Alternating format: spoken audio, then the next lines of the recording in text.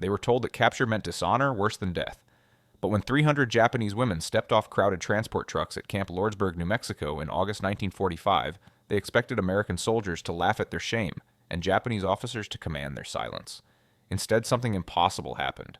When their own commanders raised their fists to enforce obedience, American guards stepped between them. The women wept, not from pain, but from confusion. For the first time in their lives, the enemy became their protectors, and nothing in their training had prepared them for that. If you want to hear more untold stories from World War II, make sure to like this video and subscribe to our channel. These hidden moments of history deserve to be remembered. The summer heat of New Mexico hit them like a wall. After weeks on a transport ship from the Pacific, then days on a cramped train, the women finally arrived at a camp surrounded by desert. The landscape looked like another planet, flat, brown, endless. Mountains rose in the distance like jagged teeth against a burning sky. There were no trees, no green fields, just dust and rocks and the smell of hot metal from the train tracks. The women wore simple cotton uniforms, some torn from the journey. Their hair was tied back in tight buns, faces sunburned and streaked with sweat. Most were young, between 18 and 30, though a few older women stood among them. They had been nurses, clerks, radio operators, and translators working for the Japanese military across the Pacific Islands. When the war ended suddenly in August, they found themselves prisoners, not heroes. As the trucks rolled through the camp gates, barbed wire glinted in the sun. Guard towers stood at each corner, and long wooden barracks stretched in neat rows. American soldiers watched them arrive, rifles resting on their shoulders. Some looked curious, others looked bored. None looked cruel, which confused the women more than anything. The dust tasted bitter on their tongues. The air smelled different here, dry, clean, without the humidity of the Pacific Islands or the smoke of war. As they climbed down from the trucks, their legs wobbled. Some had to hold on to each other to stay upright. The ground beneath their feet felt strange and solid after weeks at sea. American voices rang out, giving orders in English. The sounds were harsh and unfamiliar. A few women understood some English, but most heard only noise. They stood in tight groups, shoulder to shoulder, drawing comfort from being close. Then they saw them, the Japanese officers. 6 men stood near a separate building, also prisoners, but wearing what remained of their uniforms with stiff pride. The women's hearts sank. Even here, even in captivity, the hierarchy remained. The commanders' faces were hard as stone. One of them, a lieutenant with a thick mustache, scanned the women with cold eyes. The women knew that look. It meant obedience. It meant silence. It meant shame if they failed. Keiko, a 24-year-old who had worked as a translator in Manila, felt her throat tighten. She whispered to the woman next to her, "They are here. The commanders are watching us." "Then we must not bring dishonor," the other woman replied, her voice barely audible. Around them, whispers spread like wind through grass. "Stand straight. Do not cry. Remember who we are." They had been taught since childhood that capture was the ultimate shame. A true Japanese soldier, they were told, died before surrendering. But the war ended so suddenly the emperor himself had spoken of peace, and now they were here, alive but dishonored. An American officer approached, holding a clipboard.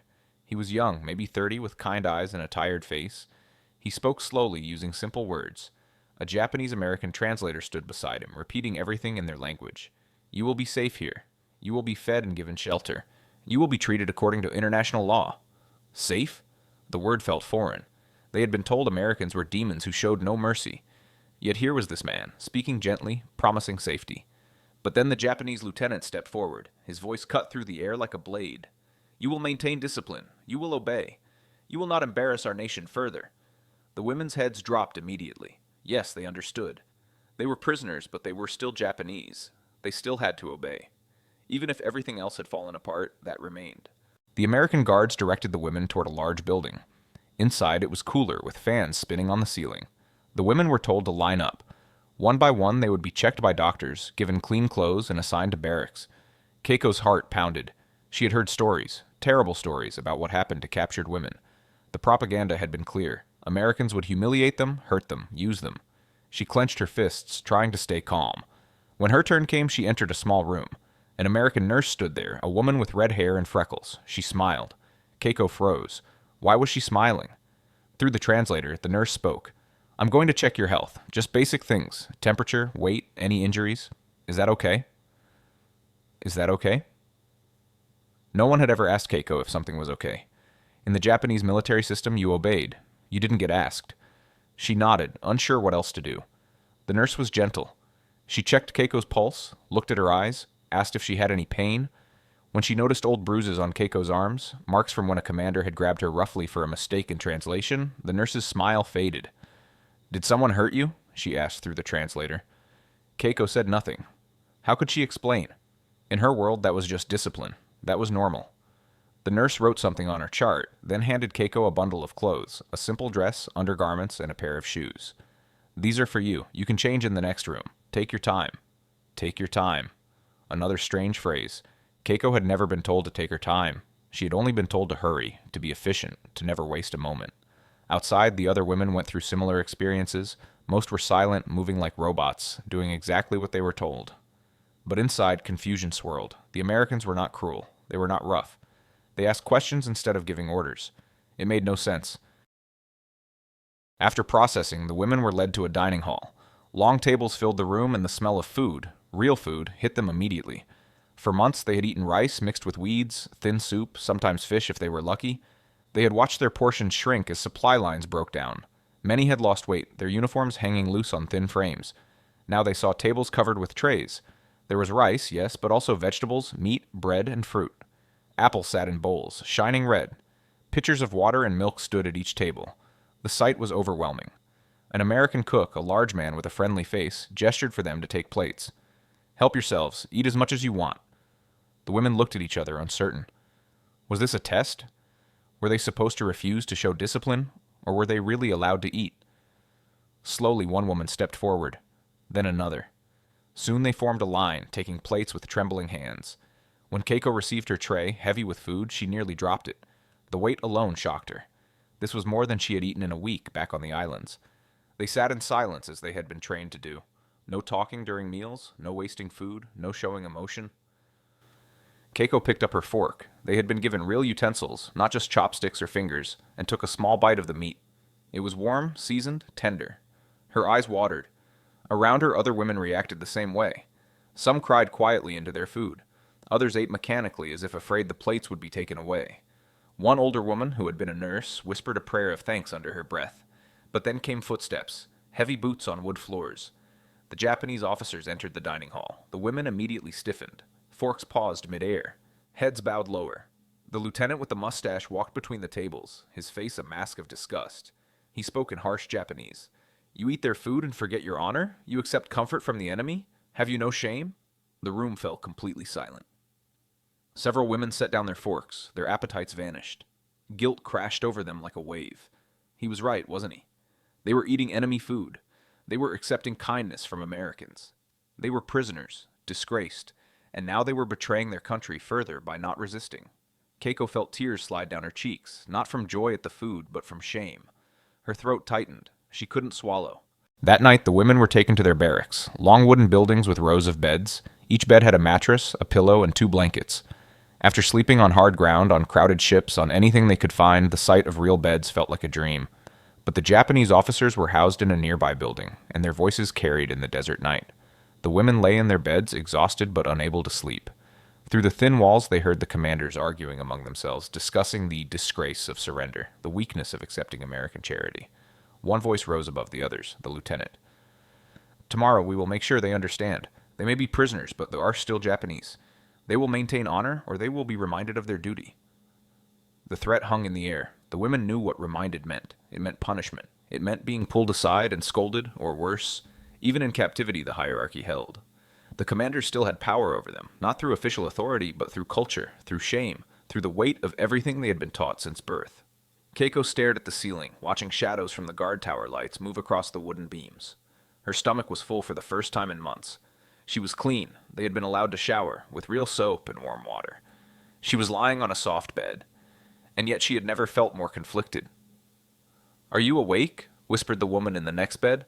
Her name was Yuki, a former clerk from Tokyo. "Yes," Keiko whispered back. "Do you think we are betraying our country by being here?" Keiko didn't answer right away. How could she? Everything she believed was being challenged. The Americans were supposed to be monsters, but they had been kind. The commanders were supposed to protect them, but they made them feel ashamed for surviving. "I don't know," Keiko finally said. "I don't know anything anymore." Yuki was quiet for a moment, then she said, "The nurse gave me medicine today, for an infection I've had for weeks. No one in our unit had medicine to give me, but the enemy did." The simple truth of that statement settled over them both. The enemy had medicine, the enemy had food. The enemy had asked if they were okay, and their own commanders only offered shame. Outside, the desert wind whispered against the barracks. Somewhere in the distance, a coyote howled. The women lay awake, caught between two worlds. The one they had known, where obedience and honor were everything, and this new one, where the enemy showed unexpected mercy. Neither world made sense anymore. The days began to follow a rhythm. Every morning at 6 a.m., a bell rang.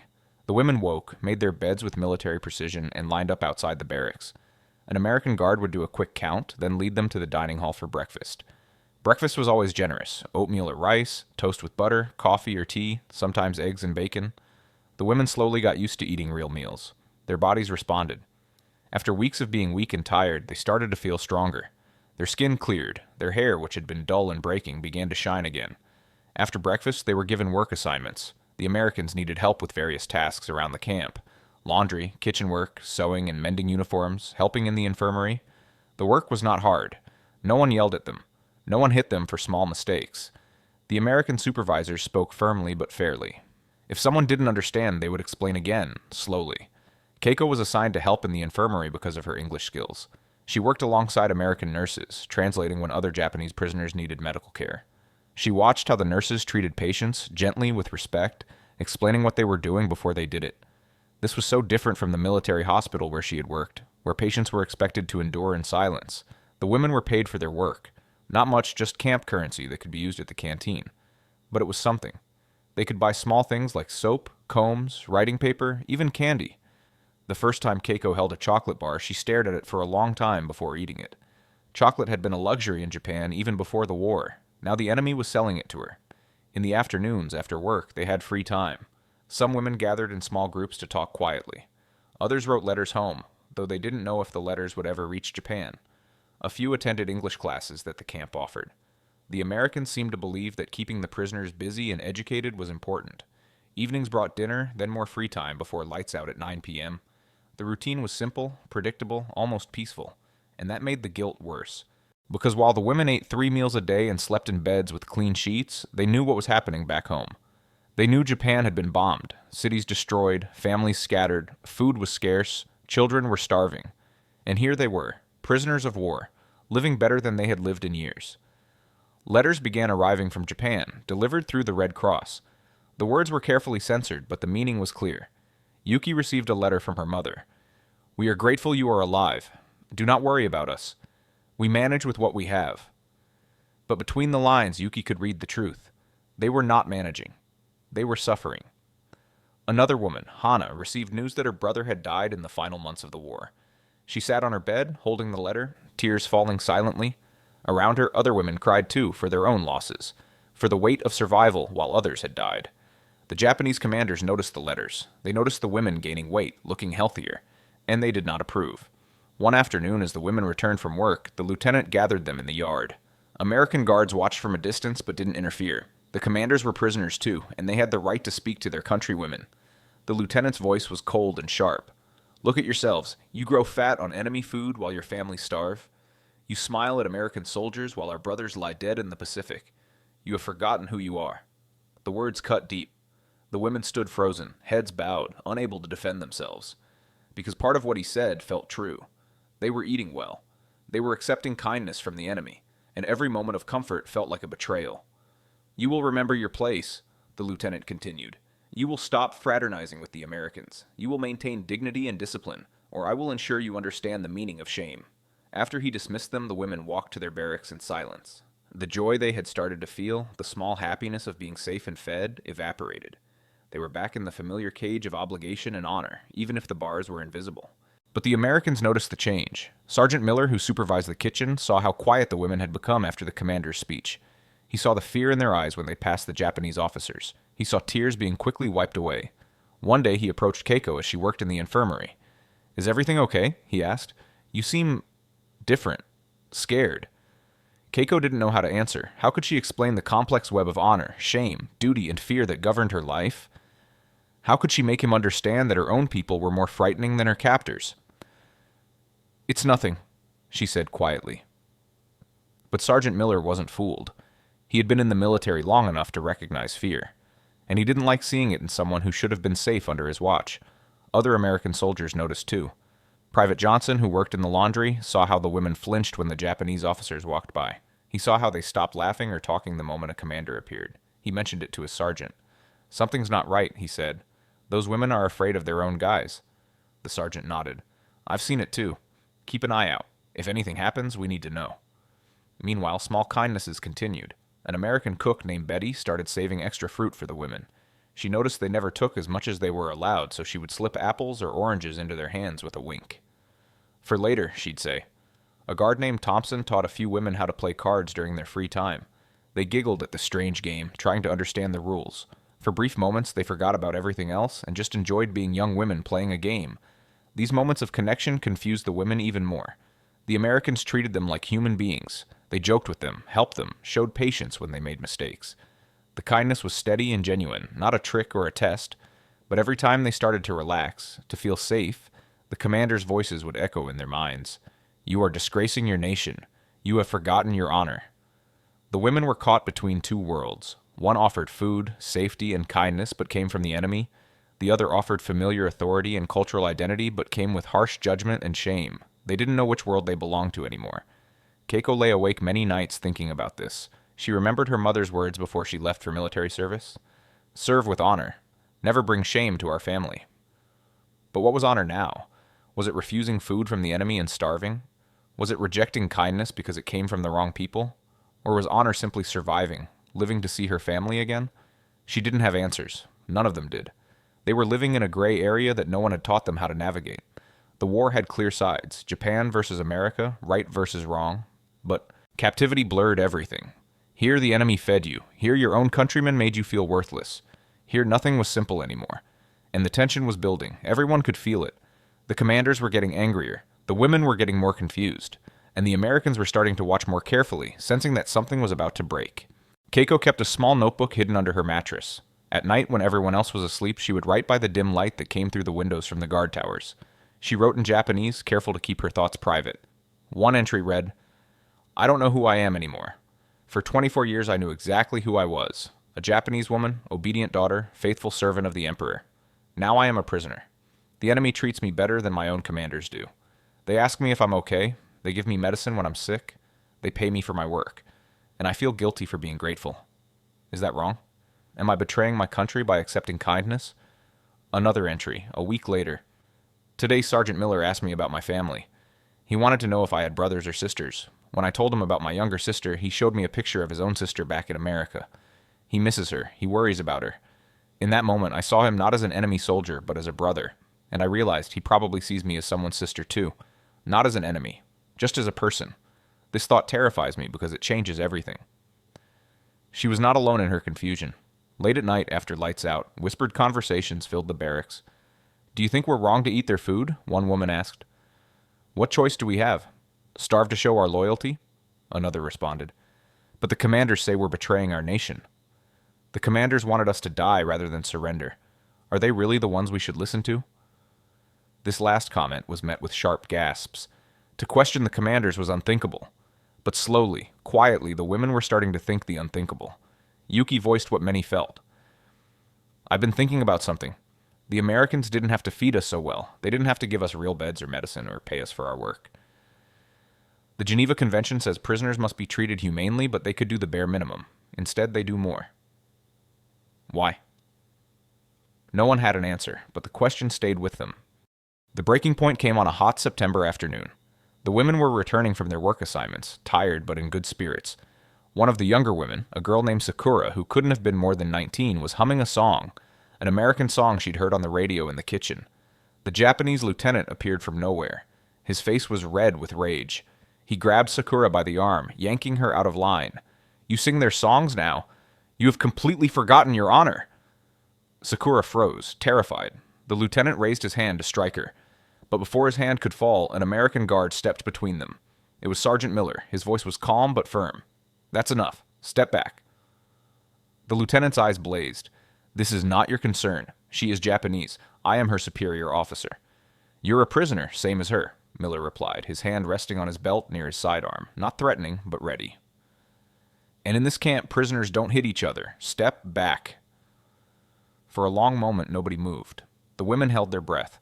The other American guards had noticed the confrontation and were approaching. The lieutenant was outnumbered, and he knew it. His hand dropped, but his face twisted with humiliation and rage. He spat words at Sakura in Japanese. "You are dead to honor. You are not Japanese anymore." Then he turned and walked away, the other commanders following him. Sakura stood trembling, tears streaming down her face. But Sergeant Miller knelt down to her level, his voice gentle. "Are you okay? Did he hurt you?" Through her tears, Sakura shook her head. She wanted to say something to thank him, but no words came. All she could do was cry. Miller looked at Keiko, who had witnessed everything. "Can you tell her she's safe? Tell her that won't happen again." Keiko translated, her own voice shaking. When Sakura heard the words, she cried harder, not from fear now, but from overwhelming confusion. The enemy had protected her from her own people. Her own commander had called her dead to honor. But the American, the one she'd been taught to fear, had kept her safe. That night, the barracks buzzed with whispered conversations. The women couldn't stop talking about what had happened. For the first time, they spoke openly about their doubts. He was going to hit her, her own commander. And the American stopped him. Why would he do that? Why would he care? Because maybe they do see us as human beings. But we're the enemy. Are we? The war is over. We're prisoners, not soldiers anymore. The next morning, something had changed. The women walked differently. They held their heads a little higher. When they passed the Japanese commanders, they didn't bow as deeply as before. The fear was still there, but something else was there too. A quiet defiance, a small spark of independence. The Americans noticed. Captain Richards, the camp commander, called Sergeant Miller into his office. "The situation with the Japanese officers is getting worse," Richards said. "They're trying to maintain control over the women through intimidation. But this is an American camp. Those women are under our protection, not under the authority of other prisoners." "What do you want me to do, sir?" Miller asked. "Keep watching. And if any of those officers try to enforce discipline again, intervene. The women need to understand that they're safe here. Really safe. Not just from us, but from everyone." Miller nodded. "Some of them are starting to see it, sir. But they've been trained their whole lives to obey authority, especially male authority. Breaking that conditioning isn't easy. I know, but we have to try. Because if we don't protect them, we're no better than the propaganda they've been fed about us." The women's transformation was gradual but real. They started asking questions, small ones at first. Keiko asked Sergeant Miller about America, about what life was like there. Did women work? Could they choose their own husbands? Did they go to school? Miller answered honestly, and his answers opened new worlds. Women in America could vote. They could own property. They could divorce husbands who mistreated them. They could become doctors, lawyers, even pilots. The war had shown that women could do jobs that everyone said only men could do. This information spread through the barracks like wildfire. The women discussed it endlessly. Some found it shocking. Others found it exciting. All found it thought-provoking. "Imagine," Yuki said one evening, "choosing who you marry, not having it arranged by your parents." "Imagine," Hana added, "learning any profession you want, not just the ones considered appropriate for women." "Imagine," Keiko said quietly, "not being hit for making a mistake or asking a question." They were beginning to imagine different possibilities. Not necessarily that they wanted to become American, they were still Japanese in their hearts, but that maybe the way they had been taught things must be was not the only way things could be. The commanders sensed this shift, and it enraged them. They saw their authority slipping away. They saw the women listening to American ideas. They saw what they considered the corruption of Japanese values, and they became desperate to reassert control. But they didn't understand something crucial. The women had been afraid of the commanders only because they believed there was no alternative, that obedience was survival. Now they had seen an alternative. They had seen American guards protect them. They had seen that life could exist without constant fear and punishment, and once you've seen freedom, even a glimpse of it, you can't pretend you haven't. The commander's power was built on fear and shame, but the Americans had offered something stronger, dignity and choice, and slowly, steadily, dignity was winning. The confrontation everyone had been dreading came on a cool October morning. The women were lined up for breakfast when the lieutenant and two other commanders approached. The lieutenant carried a stick, a traditional symbol of authority and discipline in the Japanese military. His voice rang out across the yard. "You have all forgotten your duty. You have become soft, accepting the enemy's charity, smiling at their soldiers, forgetting the honor of Japan. Today you will be reminded of who you are." He pointed the stick at three women, Sakura, Yuki, and Keiko. "You three especially have been seen fraternizing with Americans, laughing with them, acting as if you are friends with the enemy. This will be corrected." The women's blood ran cold.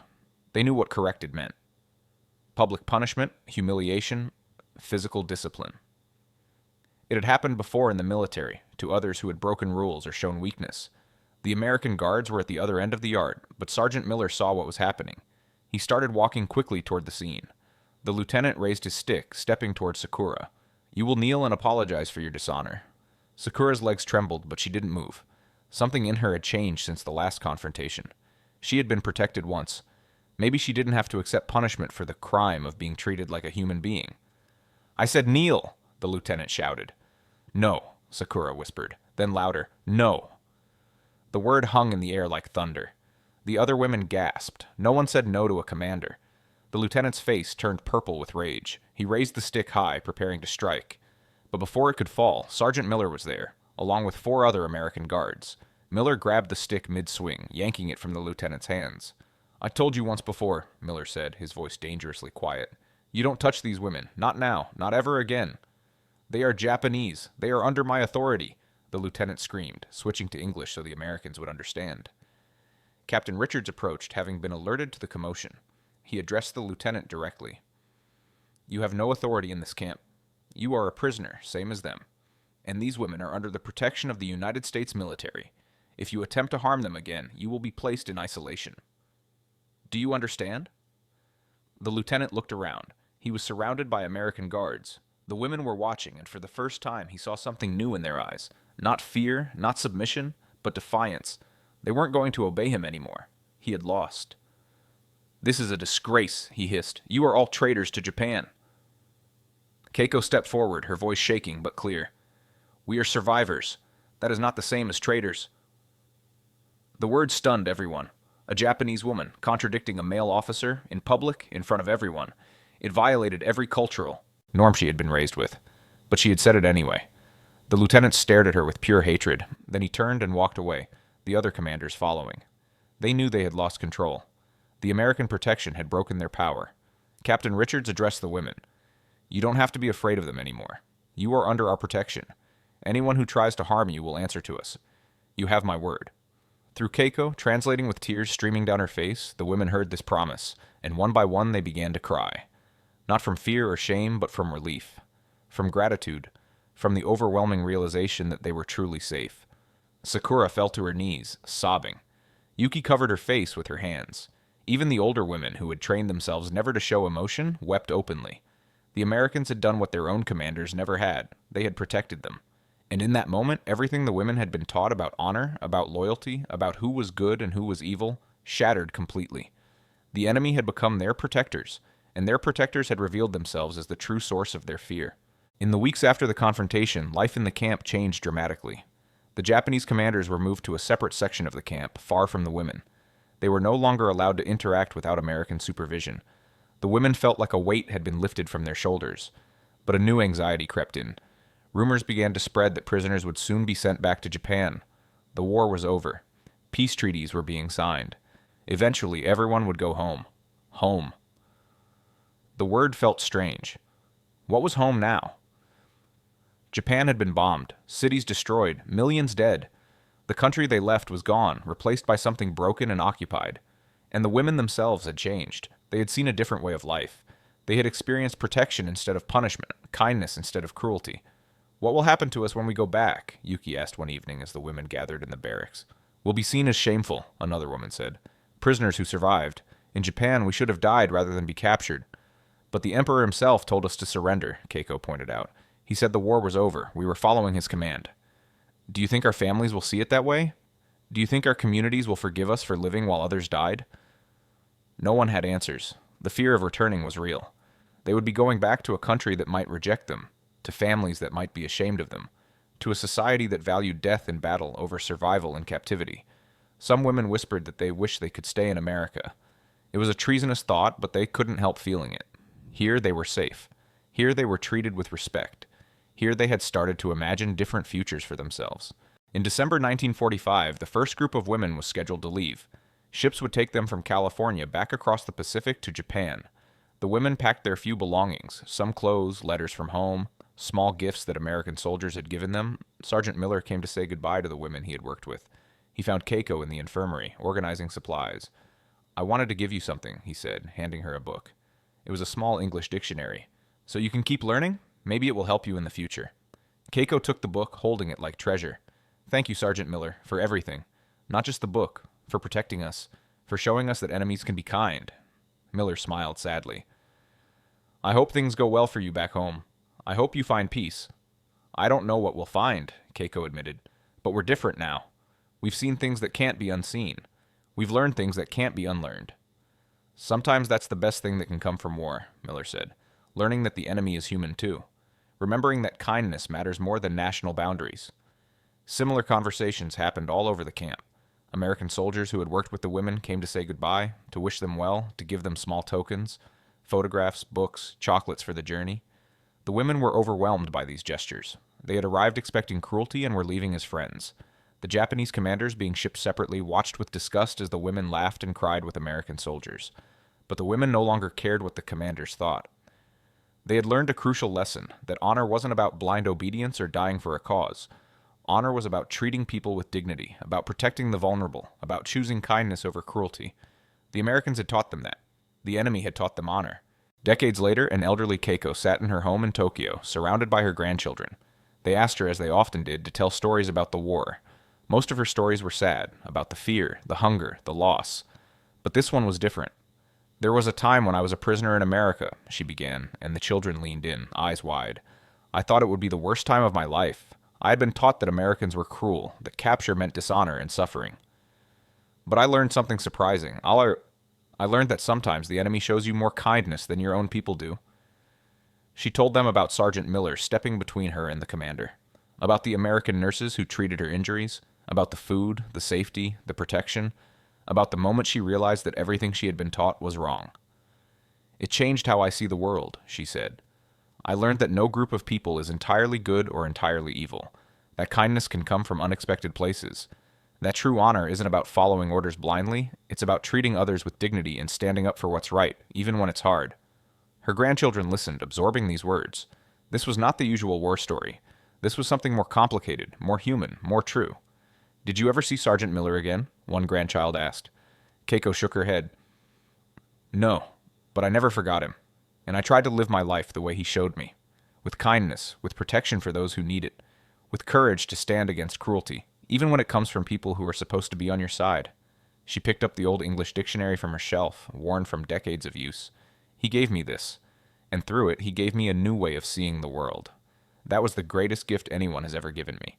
And so the soap became symbols, the meals became memories, and the protection became proof that humanity can survive even in the machinery of war. For those 300 Japanese women, the experience of captivity in America became not a story of shame, but a story of transformation. They learned that enemies could show mercy. They learned that true strength sometimes means protecting others rather than dominating them. They learned that honor isn't about dying for a cause. It's about living with dignity and helping others do the same. The tears they shed when American soldiers stepped between them and their own commanders were tears of revelation. In that moment, everything they thought they knew about the world shattered and was rebuilt into something more complex, more human, more true. As Keiko told her grandchildren years later, sometimes kindness comes from the most unexpected places, and when it does, it changes you forever. It teaches you that the world is not divided into pure good and pure evil, but into those who choose compassion and those who choose cruelty. And that choice has nothing to do with which uniform you wear or which flag you salute. That is the story worth remembering. Not just the battles and the bombs, but the small moments of humanity that survived despite the war. The moments when people chose protection over punishment, kindness over cruelty, dignity over shame. If this story moved you, please subscribe to our channel and hit the like button. These untold stories from World War II deserve to be remembered and shared. History is not just about the famous battles, it's about the human moments that changed lives forever. Thank you for watching.